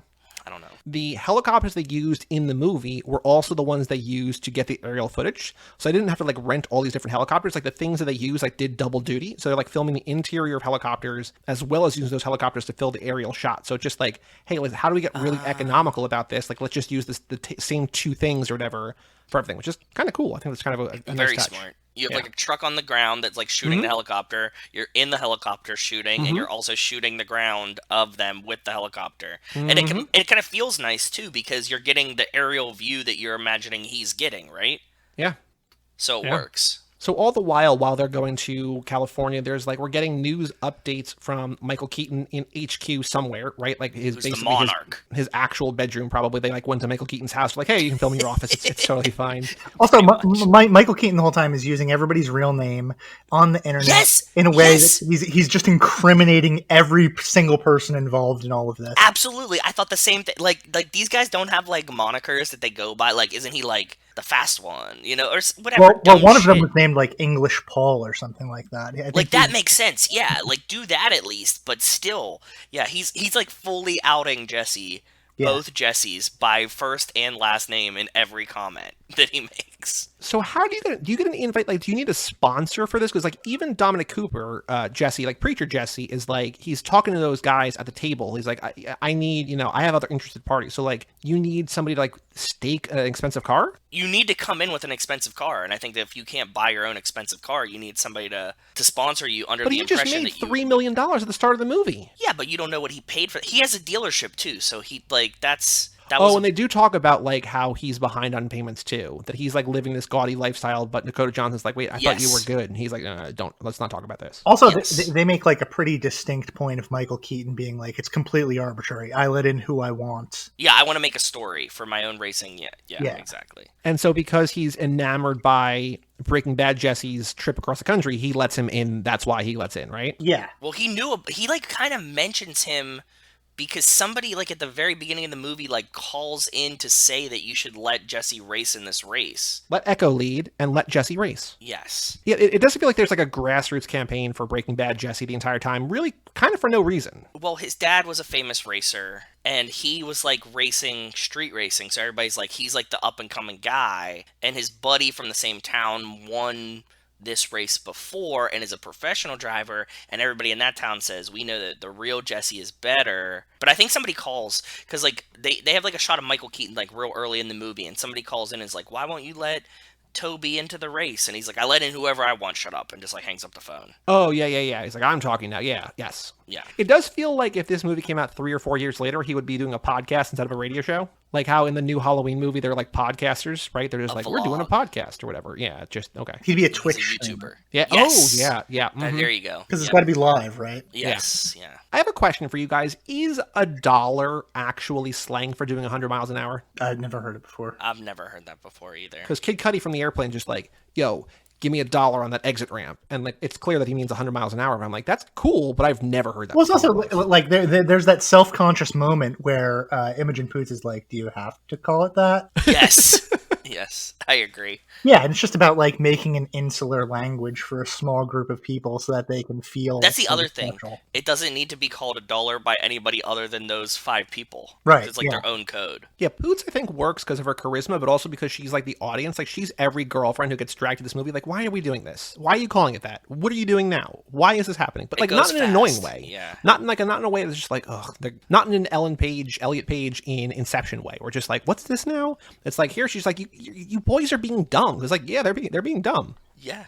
And also, they establish she's like, I'm a good driver too. Like, I can do shit, and like she does. So, which is all the more frustrating reason why when she gets fridged, it sucks. Yeah. Yes. I wonder what this movie's like if she plays the Aaron Paul role. It's probably great. Yeah. What if Aaron Paul's like her roadie and like sitting on her lap and she's like, can you drive this now?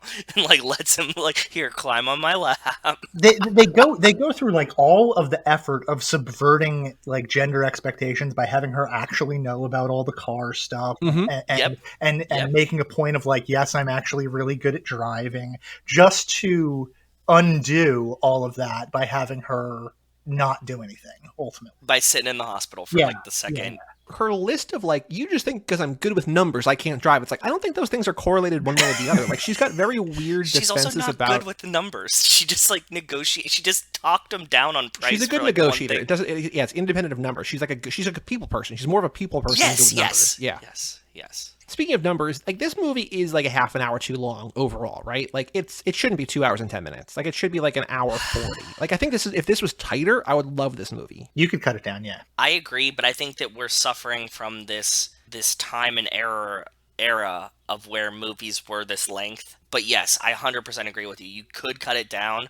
Every movie was 2 hours, so they have to make a 2 hour movie. Yeah, but I also think that to a certain extent, like they're not doing full like grindhousey kind of like throwback, just like action movie in a car, but like they're not doing that. And I feel like there is kind of a precedent to be like, yeah, this is a 90-minute like thrill ride. Like, and I know it's 2014, it's not like 2001 or like the 80s or something where like that's more acceptable, but like it just felt so long. Also, the weird thing is that this is on like I downloaded both the TNT and TBS apps, which is the same app, which is a different color.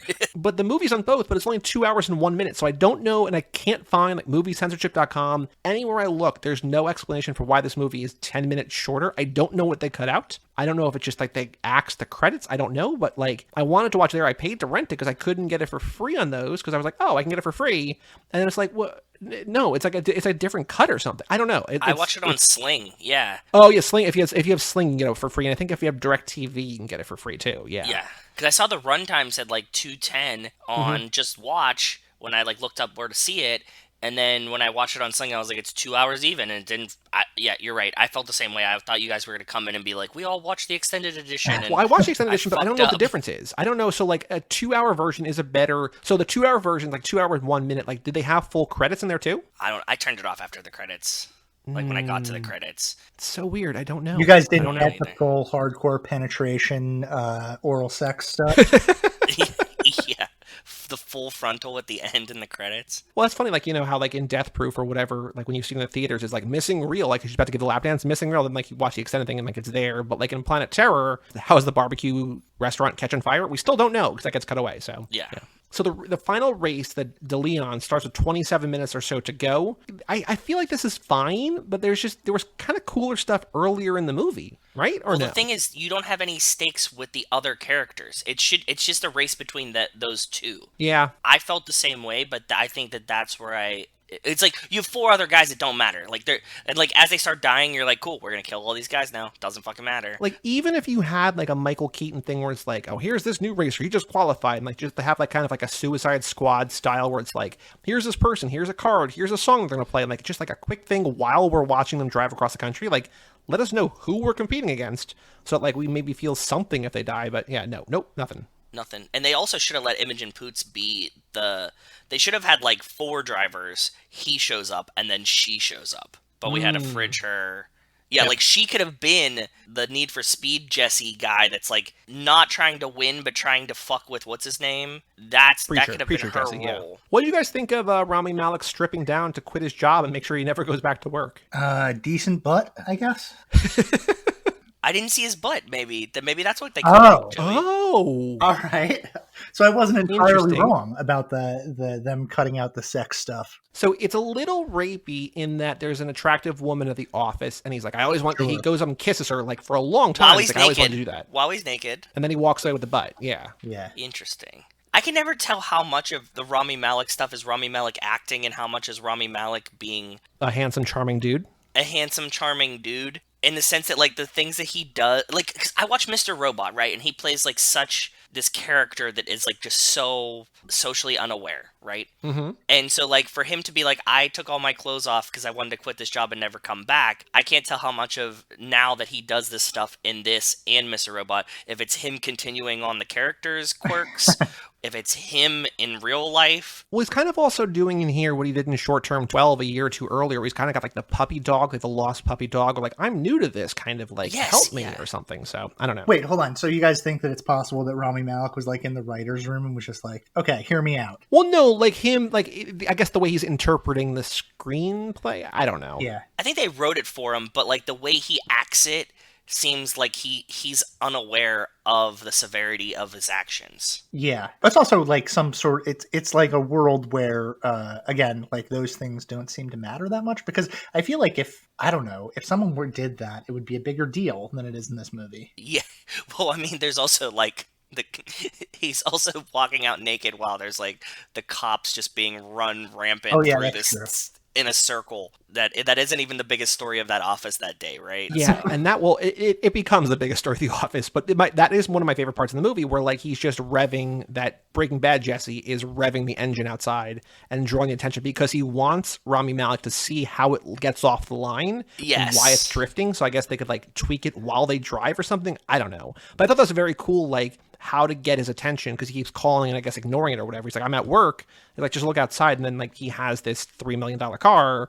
And is like being an obnoxious asshole and then like getting all of the law enforcement attention. I thought that was kind of cool. Yeah, but it also it complicates his entire drive across the country. Oh Yep. yeah, 100%. Yep. There's also a part where Imogen Poots is like, oh, so I guess like that's me now. Now they know that I'm associated with a criminal and I'm going to be on all these lists and stuff. So he's endangered her. He could have just showed up to Rami Malek's work and been like, I'm here, the car's outside, come down and look at this. Yeah. Yeah, and like he'd also just be like, listen, we really have to do the speed limit the entire time to get there in 45 hours. You don't even have to rush. Yes, that's also true. You can just go Joey did ruin that. 65 miles an hour the entire drive. Although there is the added wrinkle where Dominic Cooper, where Preacher Jesse is like, anybody who takes him out is going to get a bounty or whatever. And so But the irony bounty here, But the bounty is the same car that he's racing in the race that he's also putting up for bounty in the race. Well, I think he's so confident he's going to win the race that like he can just like pull double duty, I guess. I think that also lays credence that like Jesse isn't going to get caught. If he gets caught, he's like, oh, I owe you this. Okay, yeah, I guess yours makes sense too. That he's like, well, I'm going to win all the other cars anyways and get mine back. So like you could just have that one of the 7 or 8, right? Well, then at the end, he gets to San Francisco, all's good, and then there's the pickup truck that rams him, totals the car, sends Poots to the hospital. I guess that's like, it's a double dose. It's like, why we have to fridge Poots, but also we need to get this, I guess the car that's like such an obvious he's going to win because it's the fastest car in the world or whatever, that he needs to find another car, so there's more tension. I don't know. Wait, but no, but the one that he gets, the one that he steals from Dominic Cooper is faster. Because remember when he says that goes 270. Does he? I think he does. Yeah, like when they do like their 3-person race, they talk about how that car goes like. I could be wrong about this. No. That makes like that car is 1,000% faster than the Mustang, but they're trying to lead you to believe that the Mustang's like the fastest car in the world because he built it. Yeah. So the disparity between those two ideas is what I'm trying to wrap my head around. You're right. I'm just like, because the movie could have done a better job of being like this. Like the Mustang's not the fastest car, but like he knows it inside and out because he built it. But we don't see him build it, and they don't actually make that point. But like that's an easy way to be like, this is the car he needs to be in because it's man-machine hybrid or whatever. Yeah, exactly. You're like, oh, it's a part of him. Like this is his car, as opposed to like this is some random car, right? Yeah. So then at the end, he wins the race. Preacher Jesse crashes, and so he does a good thing. He goes back, but then he wins the race anyway. Yes. Gets arrested, goes to prison for 178 days. Poots picks him up and says, "Get in, I'll drive," and that's the movie. Him going back to get Dominic Cooper is truly Mitchell returning to pick Jack up off the ground at the end of Airborne, so they can finish the race together. Great movie. We're going to do that eventually. There's a future theme lap that we will cover Airborne. But Airborne is a movie that's like an 85-minute long kids movie. And like the last like 25 minutes is like a wordless action scene of this downhill race. It's amazing. It's so weird and cool. Yeah, it's great. Yeah, we'll do it at some point. I'm down. Poots wins, or Poots doesn't win, but Poots wins and picks up Breaking Bad Jesse, and the movie ends. And then we have Kid Cuddy with his prison workout, and that's the movie. So, did anybody else notice that there is 2 different color versions of Dom Toretto's jacket in this film? At least. No. Okay. I certainly did not notice that. Granted, it's not like Dom's jacket, but like the racing jacket with like 2 stripes down that's leather. Jesse's wearing like a red one at one point. Yep. Somebody's wearing a white. Oh, no. Michael Keaton's wearing like a red one. Jesse's wearing a white one at one point. And I was like, you guys are even wearing like the same. I get that this is like not specifically Fast and the Furious, but it's just so iconically Fast and the Furious, and I'm like, come on, man. Like, well, what I think is weird, again, going to like the Dom thing, is that in the movies, like a couple of different movies, he talks about his relationship with his dad, right? And we believe that there's something to be about that in 9, right? Yes. What I thought was weird in this movie is that Aaron Paul's dad, Toby's dad, dies like seemingly immediately before the movie, and like it's just people being like, "Oh, I'm so sorry for your loss," but like that's like the extent of it. Like, did you get the flowers? Yeah, that's it. It feels like there should be more, or he should have died like 10 years ago or something. Yes, yeah. But I guess it doesn't put the like them in debt to the bank immediately type situation. So I think like a dead dad is like such a generic like signifier for sad boy. I so agree. There's a couple fast actions that I noticed. They're watching Bullet at the drive-in, which is pretty cool. A movie that we covered a couple laps ago. Specifically to us, but yes. And did you know it was Bullet without looking? Of course it did. There's the it's a downhill chase. Like there's only one movie like that, unless they're paying homage to Bullet. But then in that same scene, Kid Cudi calls Dominic Cooper a fool, and I was like, oh, because they use fool like 4 times in the first movie. And then Rami says something about a real racer, ask any real racer or something like that. I'm like, oh, like either we watch these movies too much, or these are both distinct nods to like just how these guys talk. It's very much nods to Fast and the Furious, not even nods to how they talk. Like, they know that this movie is going to be compared, so they're like, okay, here's some... like, the jackets, the Jesse's face reactions, and him doing Dom impressions the whole time. Like, they know it. So this is 2014, right, this movie? Yep. At what point are we in the Fast and Furious franchise in 2014? So Furious 7 comes out the following year. This is the year between 6 and 7. Okay. Yeah, like, there's been a bunch. And, like, one thing that we talk about a lot that you may or may not have noticed is that like they're not good at referencing back to earlier movies. Like they're kind of building toward like a grander villainous narrative as the movies go on, but like there are so many opportunities for like a joke or a wink or a callback to an earlier movie that they just don't care to do. They don't care. So it feels kind of cool if this is intentional to like call back to a thing from 13 years ago, because like it shaped those games probably and the people who care about this movie, right? So I don't know. Oh, you're right. Yeah, I didn't even think about how huge of an influence Fast and Furious had on Need for Speed in context of this. One thing that's weird that we didn't talk about, so in the beginning, it's in the race where Breaking Bad Jesse wins, and they're racing through large. town. Yeah, 5 large, kick it a nickel, question mark. Do they have that route memorized? Because there's no GPS. It's not like in Fast and Furious number 4 where they're like, turn right ahead. It's just like they're just racing through town with no guidance. And it's like, do they have this? Is this like a common route? Because it feels crazy. Well, if it's in Mount Kisco, right? Yeah. It's these guys' hometown, so they I mean, at least that's what I was thinking. It just feels like he's arbitrarily driving through like parking decks and stuff. It does feel like that, yeah. I also want to know, if the race is to win $5,000, how does he have money for aerial support? Like, isn't the like the gasoline, the fuel for the airplane, isn't that going to cost him like $1,000? It's very. Well, I guess he's stealing it. I don't know. No, but he has the plane later. I think that he somehow has this plane. Maybe.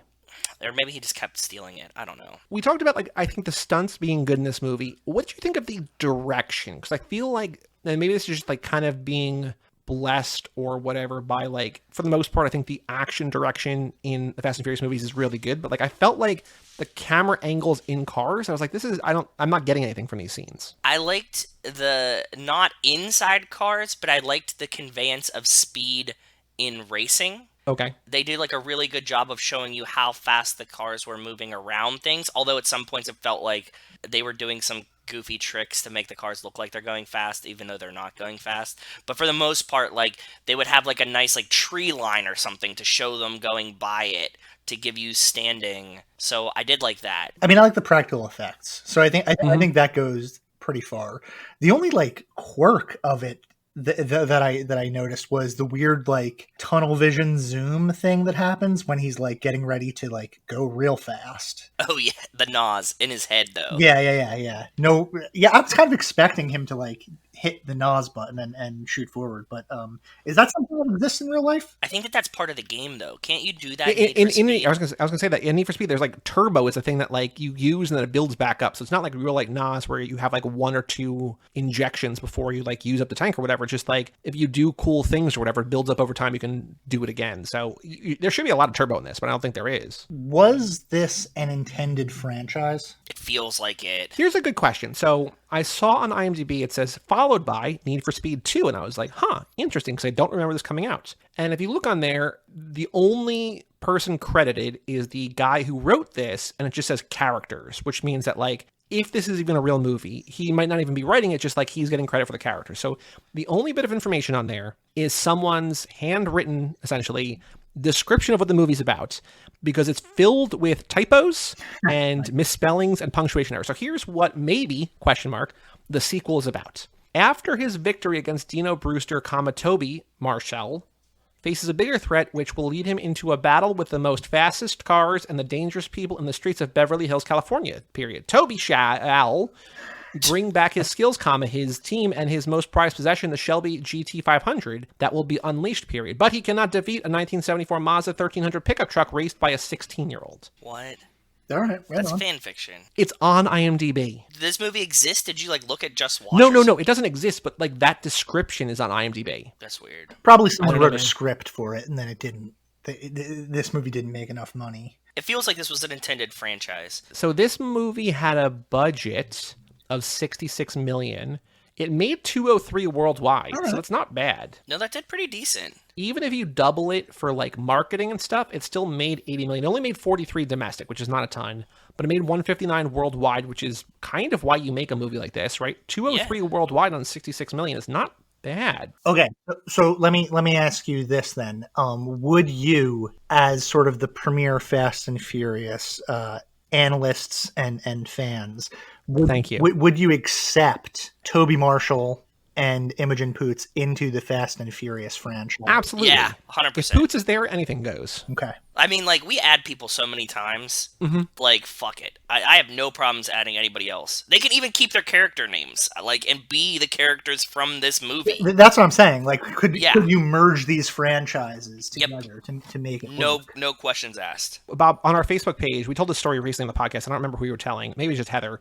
But I made like a Brady Bunch style with Andy Davis in the middle for our Facebook cover photo. And on there, we just have Angelina Jolie as Sway from Gone in 60 Seconds because why not? Like, it's the same universe anyway. So, like, might as well just have her on there. And not a single person has ever commented on it. So either people are not looking or they just are like, yeah, that makes sense. That's fine. Yeah, they just accept it. Two things. So, number one, they do pull a car's axle out. Like That's they do so in Gone in classic. 60 Seconds. Yes. I said that to Rachel. Like, I didn't see it coming, but when the cop pulled away and the axle pulled, I was like, oh, so classic. Yeah, isn't that in Animal House or Meatballs or something, too? Like, I think so it's in, many like, every movies. movie. Yeah. And then the other thing I want to say, and then there's a couple of connections I want to bring up, but for the role of Julia, the Poots role, my other girl, Riley Keough, auditioned. So, I mean, I would love her here. She's great in Logan Lucky, but I think Poots is the choice here. Like, Poots is great. I can't fight it either way. I would take both of them. I know. It doesn't matter to me. I like Riley Keough a little bit better, by the way. I like her a lot. I mean, she's one of my favorites. Every Elvis episode, we check with Riley Keough. We're like, what's she up to? Because Elvis's granddaughter. When's that movie come out? The one about the Twitter story? This summer. Zola is coming out this summer. Zola, yeah, that's right. Okay, cool. The funny thing about casting is because Aaron Paul is only 5'8", they cast everyone else to be shorter than him so that he looked more of a hero. Jeez. Which is a very Tom Cruise thing where he's like 5'5" and like on apple boxes and whatever. Yeah, stand on like, an apple box. Get over it, buddy. Yeah, I don't know, man. So here are our connections to other movies. So we covered Vanishing Point, Bobby mentioned before, the broadcast radio persona. We got American Graffiti, changing the cop car's rear axle. Oh, that's what I there. meant. Oh, Also that happens movie in Gone too? in 60. Yeah, there you go. Dirty Mary, Crazy Larry, which you covered. There's a blonde British female riding along that they talk about ditching. So, yes. Isn't there the train in Dirty Mary, Crazy Larry too? Which one is that one? Yeah. Oh, that they spoiler at the end of the movie. They're racing like the into train, and there's a train in this one is like the go to like cross. Yeah. And trains also play a big part in Fast and Furious in the first movie and in Fast 5 and everything, right? Yep. Smokey and the Bandit, Keaton refers to Copy as Smokey, Bandit's does. Trans Am scene and cop car chains. That's all things from Smokey and the Bandit. Yep. Top Gun, pilot calls himself Maverick. Yep. Also, the line Need for Speed is from Top Gun. Like they took that from that. Close to the Keanu Heart, so that was a Cruise Club thing. For Keanu Club, Speed is referenced as Benny, the Kid Cudi character, describes a near collision with a bus as like something out of Speed. And he then even says, hard left in 3, Keanu. Yep. Yep. And the only other thing here is that Rebel Without a Cause, which we have not covered yet, but Pete wears a James Dean haircut. And I'm like, well, that's not really. Yeah, come on, get out of here. Bob, did you have any other thoughts about Need for Speed? No, I think I'm all thought out. Overall, just kind of middling on it, but best video game movie possibly. Oh, I definitely liked it more than I thought I was going to. I don't know. I would have liked to have seen a larger role for Imogen Poots, and I think I would like to see a spin-off for Kid Cudi as an airplane guy. Oh yeah, very cool. And Joe, what about you? Any other thoughts about Need for Speed? I was pleasantly surprised by how much I enjoyed this movie because all I remembered about it with not seeing it was just how much it got shredded critically. I liked all the cars that they used. I liked that they used like real cars. I liked all the characters. I loved it, and I loved it for us because of like the bluest blue eyes and all that kind of shit. Yeah, great choice. Nick killed it. This is a good one. 23% on Rotten Tomatoes, which we don't normally check, but I just wanted to see that. And then 57 from audience. And the critic consensus is, with stock characters and a preposterous plot, this noisily diverting video game adaptation fulfills a need for speed and little else. So it's just another Fast and the Furious movie. Yeah, I know. And a lot of the reviews on Letterboxd are like how bad this is. I'm like, I don't think there's anything about this that's bad. I think it's like unremarkable at times, but I don't think there's anything here you're like, oh, that's not well done. Like, it's just like, it's unnecessary, possibly. But I think there's a lot of fun to have here. So thank you, Nick, for picking it. I also miss these kinds of movies that are just like one-off. You don't really have to dedicate yourselves to them. They can play in the background. It's cool looking. All right, let's watch the trailer. If you guys want to bring it up. Need for Speed official trailer number 1, 2014 Aaron Paul movie HD from our friends at Movie Clips Trailers. I'm ready. I'm ready when you are. All right, 3, 2, 1, play. It's a short trailer. It's only a minute and a half. It's not the 2.5 minutes. So. Oh, interesting. Let's see how it goes. That is short. DreamWorks. Oh, we go right to the end. What's with the lighthouses? Is there a lighthouse thing? He says it. The Jesse in this movie says, like, I had a vision of you in a lighthouse. That's the whole point. Yeah, there you go. The kid that dies. Because so that's at the end when he gets to the end and he sees he's by the lighthouse. That's why he's crying, because he's remembering Squirrel. Yeah, he's remembered Squirrel. That Also kid a is good Squirrel, character. basically, right? Yeah. Shall be ashamed She'll be ashamed. and disgraced. You know, Dominic Cooper, good-looking dude. War Tony Stark's dad. He looks way better with a beard, though, in Preacher. shall perish. Yeah, I think so. Rachel said his face looked really punchable in this, Will find strength, which kind of makes sense. Yeah. find guidance. This is kind of a cool And I trailer. I mean, it's not a great trailer. I think it's kind of a cool trailer. Oh, there was a funeral too. We didn't talk about that. Very Fast and Furious. Yeah. I bet the next word's going to be need. Got it. Nailed it. Hey, Poots. did I miss? Was that in the movie? Did he kiss Imogen Poots in the movie? Yeah. Oh, I whiffed on that. I didn't see it. It's like after they like get to the hotel, and what happened at the hotel? Was he like, you're just late and you're not allowed in the race anymore? He was like 23 minutes late, so I think they're like, oh, yeah, you didn't make it or whatever. But there wasn't like a scene that I missed or something, right? Because like I was, don't like, think so, no. I like took a note, looked up, and he like comes out and he's like, oh, and she's like, it's all right. Like, we'll just stay here. I'll get you a hotel. We're going to play the letterbox game. So the way this works, Bob, is we played a couple different games with the idea in mind that these are all wildly difficult games to play. So do not feel the pressure. If you're bad at these, it's totally fine. Just Yes. use Joe's guesses as a benchmark. So for reference sake, I feel like I'm gonna ace it. you might. I don't know. Are you a numbers girl? Oh. No. What's that from? From this, when he was just saying, Oh, like, when yes. Imogen Poots was like, you're like, just because I'm a numbers girl doesn't mean that I'm going to like, that was it, yeah. For reference sake, Mad Max Fury Road, one of the most popular films on Letterboxd, has been seen by 813,000 people. 813,000 people. Need for Speed, which came out the year before, directed by Scott Woff, starring Aaron Paul, Dominic Cooper, Imogen Poots, and Ramon Rodriguez, who plays Joe Peck. Who are you? Oh, maybe just one of his friends? I don't know. I don't know. Who knows? And Michael Keaton has been seen by how many people? I'm going to go 48,000. 112,000. Joe almost got it right on. Wow. It's 46,310. All right. Damn. Wildly close. Wildly close. I was trying to think, like, I was like, okay, like, you said there was a lot of people bitching about it. That makes sense. It's kind of new, but it has Michael Keaton, but also I don't think a ton of people saw this. Our friend Liam Underwood, past guest of this show and past guest of Zack Attack, gave it 3.5 stars. And he says, unsurprisingly, I super enjoyed Need for Speed. So shout out to Liam. So out of those 46,000 people, how many of those people have this in their top 4 favorite movies of all time? I think that there's probably a couple people that really love Aaron Paul, so I'm going to say 4.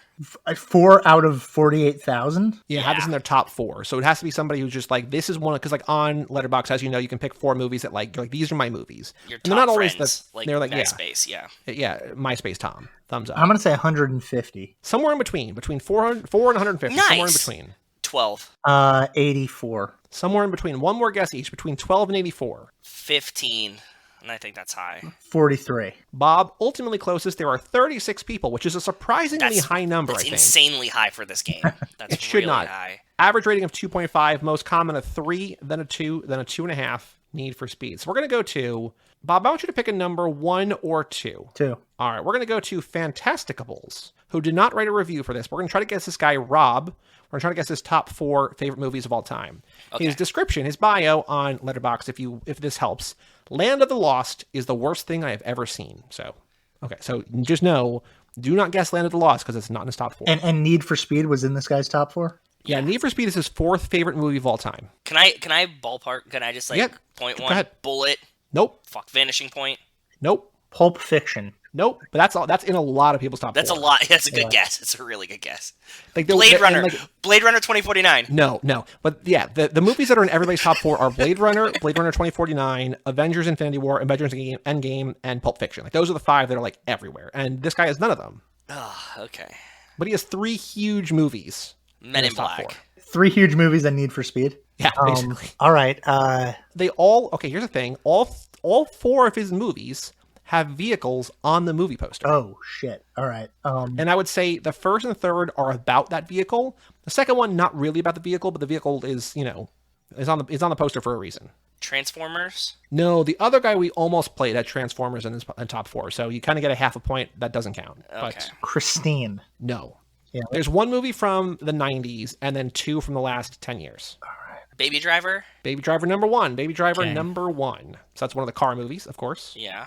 One movie from the 90s has a car in it. Is it No, Gone in it's 60 not. Seconds? I didn't say it's a car, and that's from 2000.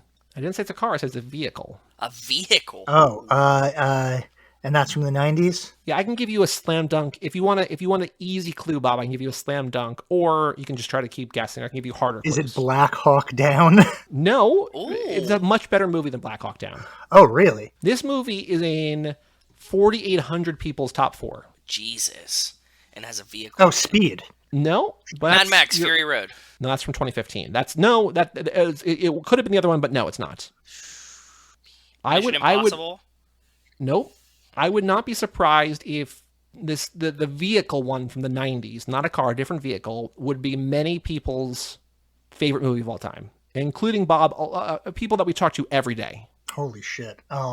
Terminator 2? Terminator 2, Judgment Day. Uh, Arnold on a motorcycle. in the Oh, it's the poster. motorcycle. Okay, yeah. Yep. All right. makes sense. Okay. And then number 3, there is a very obvious thing that you're both missing. We had Terminator. We had Baby Driver. A car movie from the last 10 years. Something very obvious that you're Oh, missing. car movie from the last 10 years. Fast and Furious movie? Furious 7. Yes. Okay, good. Yeah. So Rob likes Baby Driver, T2, Furious 7, and Need for Speed. It's like, Okay, you know, I feel like I know this guy. I feel like I could take him. Sometimes, yeah, that's what we feel like. Sometimes, like, especially when we pick, like, when we're doing, like, kind of, like, weird fringy movies, like, we get a lot of these, and we're like, hey, I like that person. Yeah. You have really good taste. I know him. Yeah. I could wine him, dine him. oh, I didn't tell you, I don't think, Joe, but maybe I did. But Beatrix, who we played for Kill Bill 1, Yeah. who like Clueless, Heather's Kill Bill, and Midsummer, I followed her and she followed me back. So, like, you know, we've not talked to, because Letterboxd does not really encourage conversation. Yeah. It encourages like comments and stuff, but like Beatrix, like, I guess looked at my profile, was like, yeah, he likes John Boyce's The History of the Seattle Mariners and Paddington 2. Like, this seems like somebody who I could follow. So yeah, so shout out Beatrix in Italy. We're friends now. Nice. Beatrice, right? Isn't that how you pronounce Beatrice? And never mind. That's from Dante's Inferno. Well, speaking of, Bob, thank you for joining us. Why don't you tell our listeners, I've teased it a little bit, talked about it a little bit. Please tell our listeners about our new podcast, How to Win the Lottery, which comes out as this comes out in 2 days. Ooh. So it's a book club where we take a grouping of themed books, and over the course of like 10 books or so, we examine them one by one. So, for example, our first is a sort of heavy, themed about grief and trauma, but it's also, you know, it's funny and good and not a downer at all. When I've talked about books on here before, because as we've talked about on our podcast on How to Win the Lottery, you've basically chosen everything that I've read in the last 18 months. And I describe books to Joe, and every guy, he just goes, oof. I'm like, it's pretty depressing. He's like, oof. Not for me. Sometimes they're not, but a lot of the books that I've been reading have been pretty heavy and pretty depressing. So thank you for that. Well, let me go through. So I actually prepared a little thing for this, which is we were going to do a module on cars. Ooh, okay. So I did here like 5 books about cars. Love this. One is Crash by J.G. Ballard, which is a book about the Freudian nature of car crashes and the ways that technology and humanity merge, and also about sex and death. It sort of pairs clinical medical language with mechanical language and capitalizes on phallic imagery like drive shaft and things like that. It's a really, really good book. It's super disgusting. Why do I know J.G. Ballard? Well, Cronenberg made this into a movie with James Spader and Holly Hunter, so you might know that. Also he did High Rise. Yeah, he did High Rise. Yeah, okay. A second book is On the Beach by Neville Shute, which is a book about nuclear winter. But as the radiation makes its way toward Australia, there's a subplot about a race, which is basically the last car race in all of humanity. And so the drivers are like completely reckless and like they don't care about crashing or anything like that. They just care about winning. Side note about the apocalypse. What is that British radiation movie that is like the scariest movie of all time that you told me about recently? Threads? Yeah, I saw somebody else post about that recently. I was like, oh, okay, I gotta watch Threads. Joe, have you heard of Threads? No, never heard of it. It's just a TV movie made in I think the early 80s about nuclear holocaust, and it like scarred apparently everyone who watched it really deeply. Yeah. Like there's a single image that you've probably seen, which is of a police officer Yep. And he has like his police hat on, and then he has like his whole face is wrapped up, but you can see his eyes, and it's a terrifying image. Yeah, but threads. Yep. And then we've got 2 books by Stephen King, which are From a Buick 8 and Christine. What was the first one? From a Buick 8. Okay. And so Christine kind of mirrors Crash in that it pairs cars with sexuality and a sort of blossoming, which makes sense because boys sort of obsess over cars, name them after women, usually come to them when they're a certain age, and they represent a specific kind of growing up that has to do with freedom and elimination of boundaries. And it's also like, I feel like cars are often the first place that people have sexual experiences as well. You know, it makes sense that dudes obsess over them. And Christine is sort of about what happens when that obsession is returned to you instead of you just obsessing over a thing, having a thing obsess over you. And Buick 8 is a lot weirder, kind of plotless. It's about a car that is key to a Lovecraft-style universe, but it engages with a lot of the same obsessive themes that Christine does. Cool. And then the last book that I have is a book called How to Keep Your Volkswagen Alive by Christopher Booker, which uses the title of a 60s mechanical handbook to reimagine our relationships with cars as though they're living things. And in doing so helps us to process some of the grief that we've been through in our own lives. That one's experimental. And it's probably my favorite of all the books that That sounds weird and cool. Yeah, for sure. Is the Spielberg movie Duel based on the book?